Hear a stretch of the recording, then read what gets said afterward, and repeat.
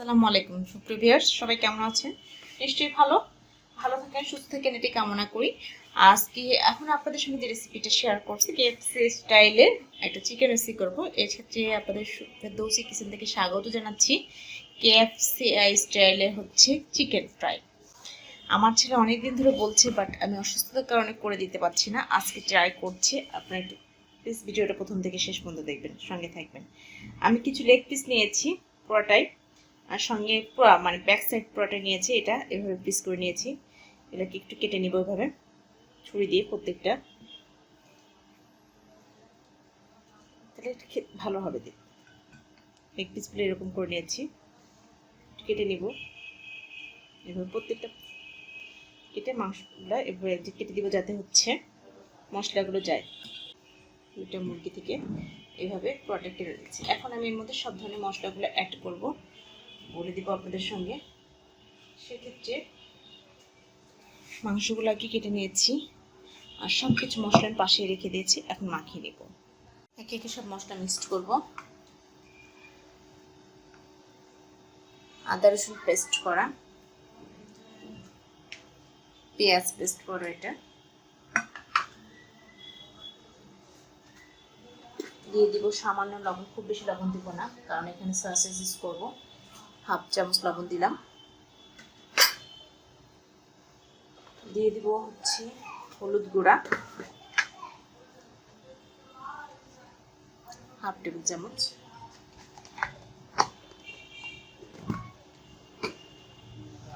দিয়ে দিব গোলমরিচ গুঁড়া হাফ টেবিল চামচ। এখন দিয়ে দিব সস, টমেটো সস, যে যেমন খায় পরিমাণ মতো দিতে হবে। দিয়ে দিব সয়া সস, বেশি দেওয়া যাবে না, এটা পরিমাণ মতো দিতে হবে। এটাকে হাত দিয়ে সুন্দর করে মাখিয়ে দিতে হবে।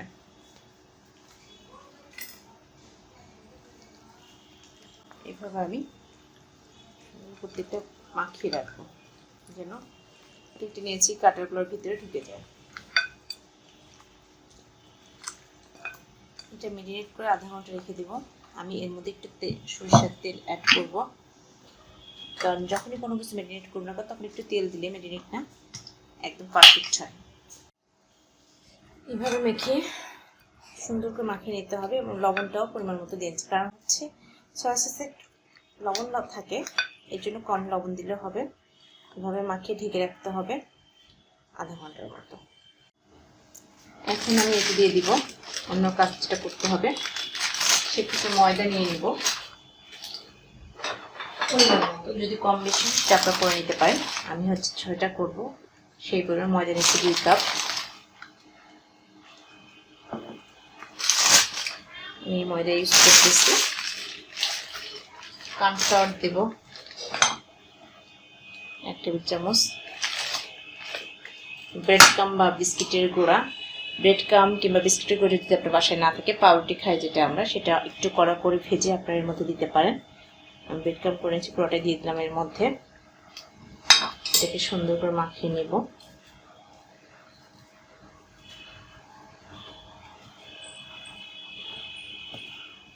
এটার মধ্যে সামান্য একটু লবণ অ্যাড করে নেব আমি।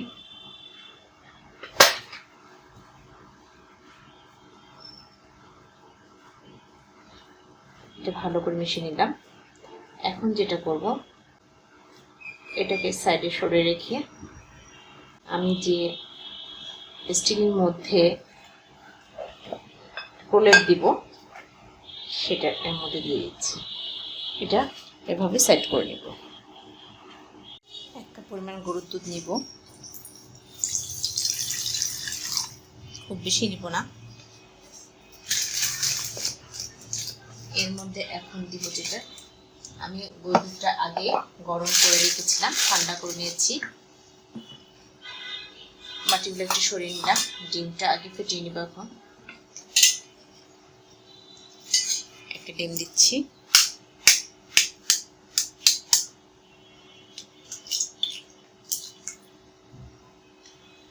ডিমটা একটা মেশিন মাধ্যমে আমি এখন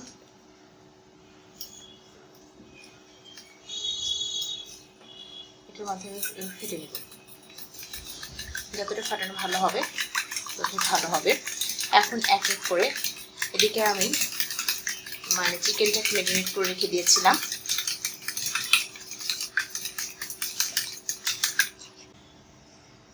যাই হোক ম্যারিনেট করা হয়ে গেল, মেশিন দিয়ে করে নিলাম। আমি ব্রেড ক্রাম আর হচ্ছে ময়দা, কর্নফ্লাওয়ার, এর মধ্যে যদি একটু ঝাল খেতে চান সেক্ষেত্রে একটু শুকনো মরিচ অ্যাড করতে পারেন। আমি সামান্য একটু শুকনো মরিচ অ্যাড করে দিলাম, তাতে একটু ভালো লাগবে ঝাল ঝাল খেতে। দিয়ে দিলাম, কালারটা চলে আসলো। এখন সবগুলোকে এক একে প্রলেপ দিয়ে আমি তুলে নিব।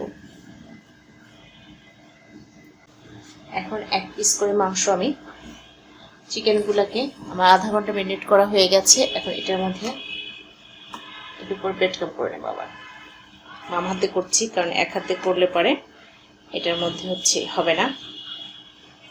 এইভাবে আমি প্রলেপ দিয়ে আরেকটা প্রলেপ দিয়ে দেব।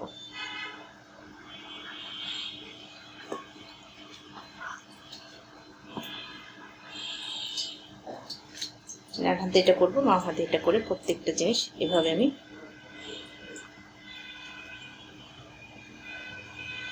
হয়ে গেল। একটা প্লেটে তুলে এভাবে একটা প্লেটে রেখে দেব। আরেকটা করে নিব এইভাবে।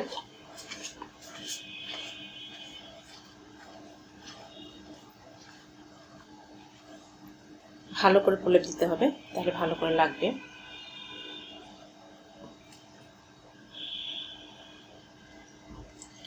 আমি 2টা মুরগি নিয়েছি লেগ পিস, আপনারাও একটু বেশি নিতে পারেন, কম বেশিটা আপনাদের ডিপেন্ড করবে। আমি 2টা মুরগি নিয়েছি, চিকেন 2টা। এটাকে সুন্দর করে এখন এটা পছন্দ করে আমার ছেলে, লেগ পিসের সঙ্গে এটা অবশ্য তার খুব পছন্দ, এর জন্য ব্যাক সাইড পুরোটা নিয়ে নিয়েছি।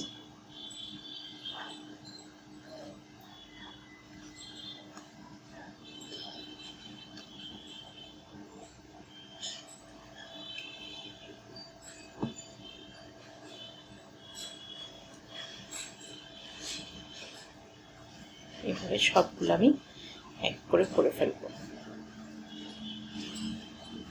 যতটা ভালো হবে ততটা ভালো লাগবে খেতে, মানে এটা মাখানোর উপর ডিপেন্ড করবে।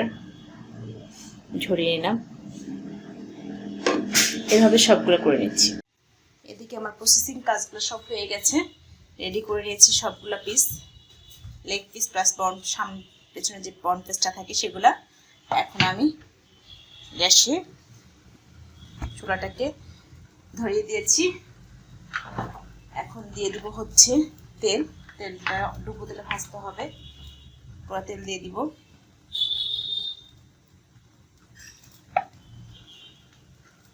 তেলটা একদম গরম করে নিয়ে তারপরে ভাজবো। এক এক করে 3টা দিয়ে দিয়েছি গরম তেলের মধ্যে। এখন উঠে দিব।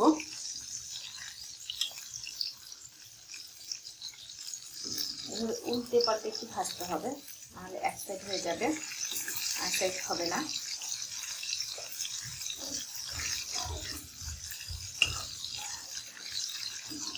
আমার ছেলে মেয়ে অলরেডি ঘুরতে শুরু করেছে খাওয়ার জন্য।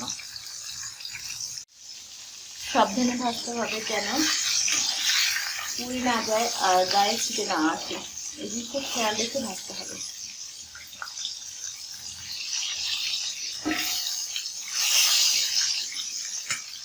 মিডিয়াম আঁচে ভাজবো, গ্যাসটা অনেক স্লো করে দিব, তাহলে মাংসটা সেদ্ধ হবে, পুড়ে যাবে না।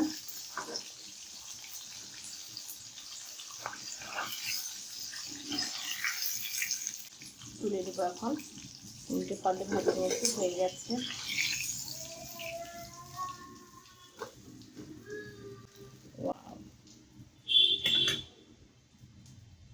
আবার দিয়ে দিব বাকিগুলা।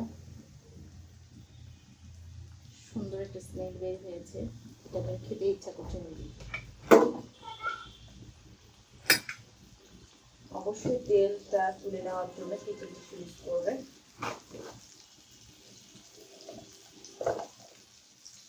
এখন তার তেলটা এর উপরে থেকে যাবে, কোনো সমস্যা হবে না। দিতে হবে।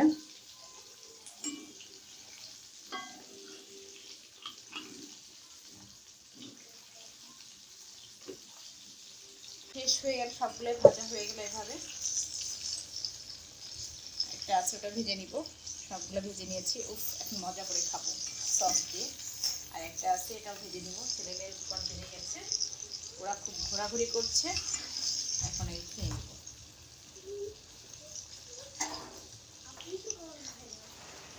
হয়ে গেল শেষ ভাজা, শেষ হয়ে গেল তৈরি করা কেএফসি স্টাইলে চিকেন ফ্রাই। আমরা অবশ্যই বাসায় তৈরি করে খাবো, আর বেশি বেশি করে খাবো বাসায় বসে, কারণ সেক্ষেত্রে টাকাটা একটু কমই লাগবে, খরচটা কম হবে।